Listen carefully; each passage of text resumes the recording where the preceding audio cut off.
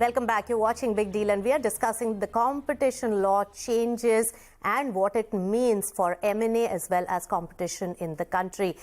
So Amit, we were discussing some of the very important points, and one thing that stands out for me is the hub and spoke model as well, and identifying cartels over there. So what is CCI's intent in the change in the definition which has come about in terms of the bill passage compared to what was there in the amendment, and how does it impact the hub and spoke cartelization in the country? So the original definition, which was in the proposed bill, said that you will not only cover agreements between entities that are in the same production of the same products or services, but you will also cover a hub that might be formed to which they are the spokes. In other words, another entity that isn't engaged in that particular business, but forms a hub for the agreement between entities that are engaged in the same business. Should be association for that like an sector association, is, like an association of manufacturers of a particular product or suppliers of a particular service was the intent. Yes. But the worry was, in a nutshell, that this might also cover, for example, intermediaries in online businesses. Yes. And that's what the standing committee raised as a concern. So they said it should actually cover those who intend to further the agreement between entities in the same business. Right. That was their intent. But the actual language that I find has come out in the eventual statute has perhaps missed the point, because it now covers both entities that participate or intend to participate in furtherance of the agreement. They are presumed to be party to the agreement, even if not engaged in the same product or service production or supply. And that may, as a result, be overbroad in my view and misses the point that the standing committee raised in their remarks to avoid covering intermediaries online. I believe that it's now a little overbroad. It raises a concern. All right, so that's an important one.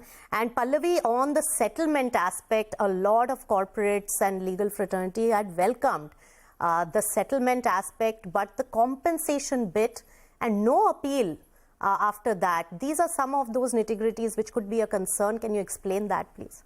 Yeah, so settlement and compensation is a very, very welcome change. Two things. It applies only to abuse of dominance and vertical agreements. It does not apply to cartels at all. That is covered by the leniency regime. Secondly, it will cut short all the litigation that continues for years and years. And thirdly, since there are going to be no appeals, these are negotiated sort of commitments or negotiated settlements, I think there will be no appeal. So the entire process is crunched. Now, what is a settlement? A settlement happens when the commission starts an investigation, the investigation is complete, and the Director General's report is available. From that time onwards, till the final order is passed by the Competition Commission, parties can approach the CCI and say, look, we realize what we've done and we want to settle the whole matter with you. There will be some conversations and discussions on what would be the amount of settlement, and going further, what steps will they take and how will they go about it. So it happens when you negotiate a settlement after the report is available. All right. Yes. So on compensation, what is your view, Pallavi? That is so compensation. Now, there is a little bit of detail that's not available.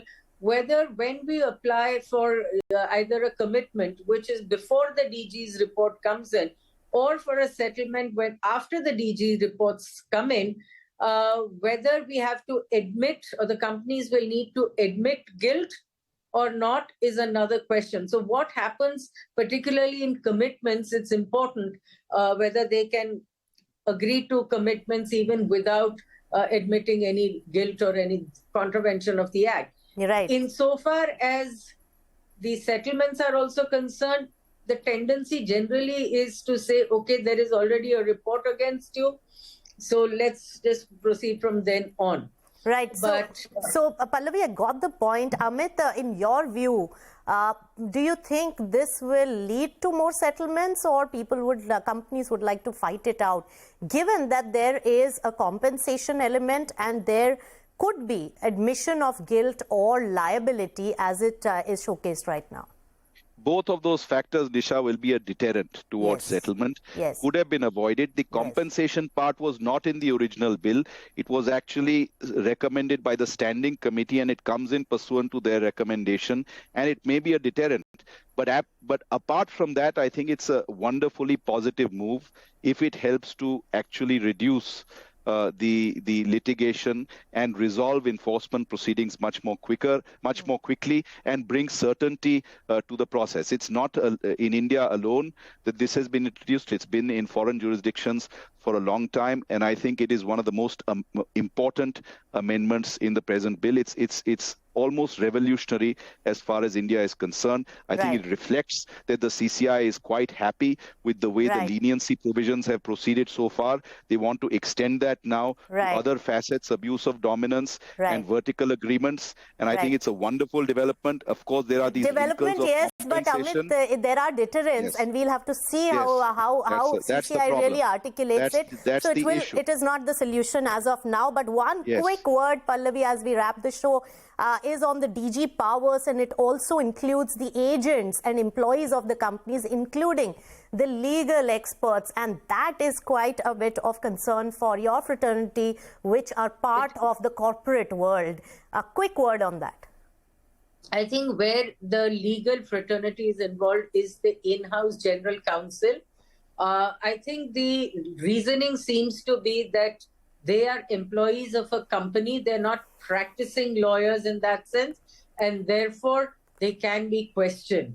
All right. So because in India, in-house counsel do not have legal privilege, which practicing lawyers or external lawyers have that legal privilege. Yes. By virtue of the provisions of the Indian Evidence Act. This is that legal privilege of Evidence Act that some of the general counsels now seek after this particular amendment. Amit Sibal as well as Pallavi, we've completely run out of time, but we have actually identified several of those technicalities which CCI will need to articulate clearly in its fine print to these amendments, and then that competition law will evolve. So thank you so much, both the legal experts, Pallavi as well as Amit, for joining in. With that, it's the wrap on this edition of Big Deal. Thanks so much.